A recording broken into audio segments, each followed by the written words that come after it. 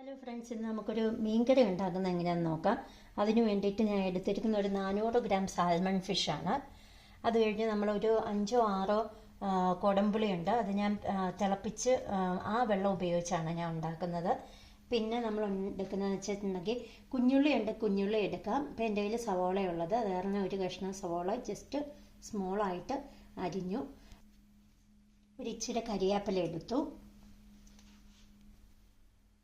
പിന്നെ നമ്മൾ വെളിച്ചെണ്ണയാണ് ഇതിനു വേണ്ടി ഉപയോഗിക്കുന്നത്. പിന്നെ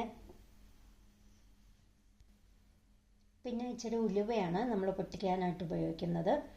പിന്നെ മുളക് പൊടി ഉപയോഗിക്കുന്നുണ്ട്, മല്ലിപ്പൊടി ഉപയോഗിക്കുന്നുണ്ട്, ഒരു സ്പൂൺ മല്ലിപ്പൊടി ഉപയോഗിക്കുന്നുണ്ട്. പിന്നെ വെളുത്തുള്ളി ഇഞ്ചി പേസ്റ്റ്.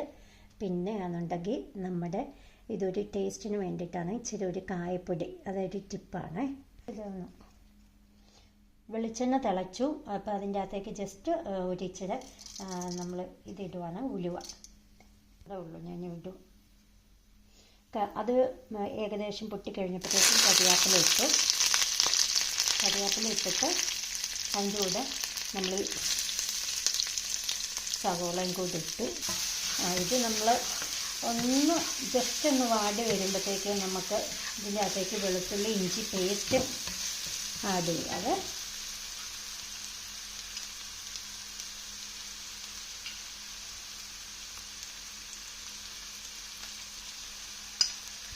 ഇത് നമുക്ക് നന്നായിട്ട് വഴറ്റിയെടുക്കണം.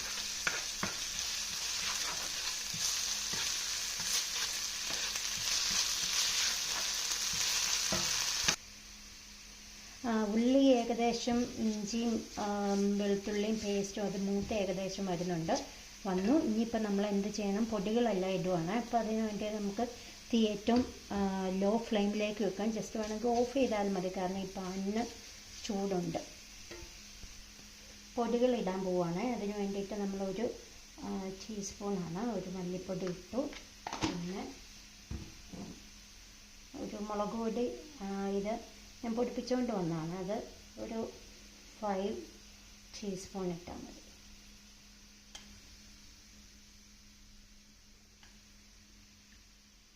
പിന്നെ നമ്മൾ ഞാനൊരു ഇച്ചിരി കായം ഇടും കേട്ടോ, ഇച്ചിരി കായം ഇടും ടേസ്റ്റിന് വേണ്ടിയിട്ട്.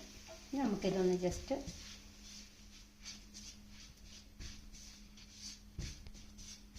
ഈ പൊടികൾ നന്നായിട്ടൊന്ന് മൂപ്പിക്കണം, ലോ ഫ്ലെയിമിലിട്ട്. പൊടികൾ ഏകദേശം നമുക്ക് മൂത്ത് വന്നിട്ടുണ്ട്. അപ്പം നമ്മൾ എന്ത് ചെയ്യണമെന്ന് വെച്ചാൽ, ഇനി നമ്മൾ ആ തിളപ്പിച്ച് വെച്ച പുളിവെള്ളം ഉണ്ടല്ലോ, അത് നമ്മൾ ഇതിൻ്റെ അകത്തേക്ക് കുറച്ചൊഴിച്ചിട്ട് നമ്മളിതിനെ ഒന്ന് മാക്സിമം ഒന്നും കൂടി ഒന്ന് വേവിക്കണം. ആ ഒരു സമയത്തേക്ക് നമുക്ക് കുറച്ച് ഉപ്പും കൂടെ ചേർക്കാം.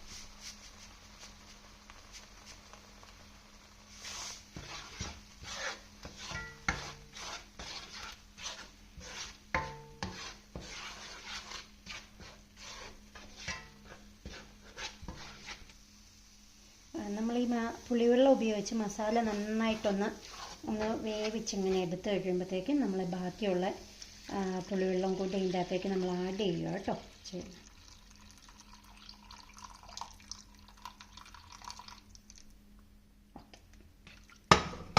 എന്നിട്ട് നമ്മൾ ജസ്റ്റ് തിളയ്ക്കുമ്പോഴത്തേക്കും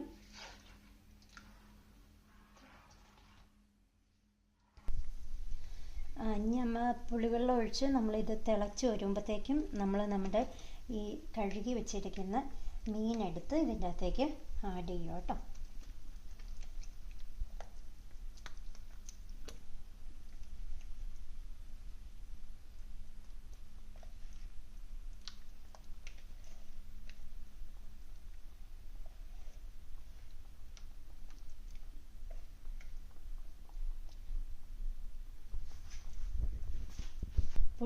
പുളിവെള്ളം നമ്മൾ ഒഴിച്ചത് കാരണം നമുക്ക് ആവശ്യത്തിന് പുളി ഇതിൻ്റെ അകത്തുണ്ട്. പിന്നെ നമ്മൾ പുളി ഇതിൻ്റെ അകത്തേക്ക് ഇടത്തില്ല. പിന്നെ നമ്മൾ വൺസ് മീൻ ഇതിൻ്റെ അകത്ത് ഇട്ട് കഴിഞ്ഞാൽ മാക്സിമം നമ്മൾ ഈ തവി അങ്ങനെയുള്ള ഒന്നും ഉപയോഗിക്കാതെ നമ്മളിങ്ങനെ ഒന്ന് ഇളക്കി കൊടുക്കാനായിട്ട് നോക്കണം. അത് കഴിഞ്ഞ് ജസ്റ്റ് ഒരു മീഡിയം ഫ്ലെയിമിലേക്ക് ഇട്ടതിന് ശേഷം നമുക്കിത് അടച്ച് വെച്ച് വേവിക്കാം. ഇതിപ്പോൾ ഏകദേശം ഒന്ന് തിള വരാൻ തുടങ്ങി. അപ്പോൾ ഞാൻ ഇതൊന്ന് അടച്ച് വെച്ച് വേവിക്കുകയാണ്. ഒരു 10 മിനിറ്റ് കഴിഞ്ഞ് നമുക്ക് നോക്കാം.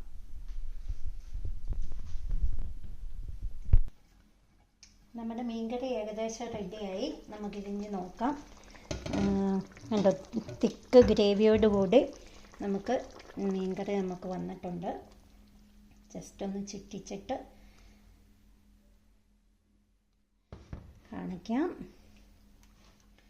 കണ്ടോ, നമ്മുടെ ഗ്രേവി തിക്കായിട്ട് വന്നിരിക്കുന്നുണ്ടോ? തിക്ക് ഗ്രേവിയോടുകൂടി ഇത് നമുക്ക് കപ്പയുടെ കൂടെയും പൊറോട്ടയുടെ കൂടെയും ചോറിൻ്റെ കൂടെയും എല്ലാം നമുക്ക് ചപ്പാത്തിയുടെ കൂടെ ഒക്കെ കഴിക്കാം.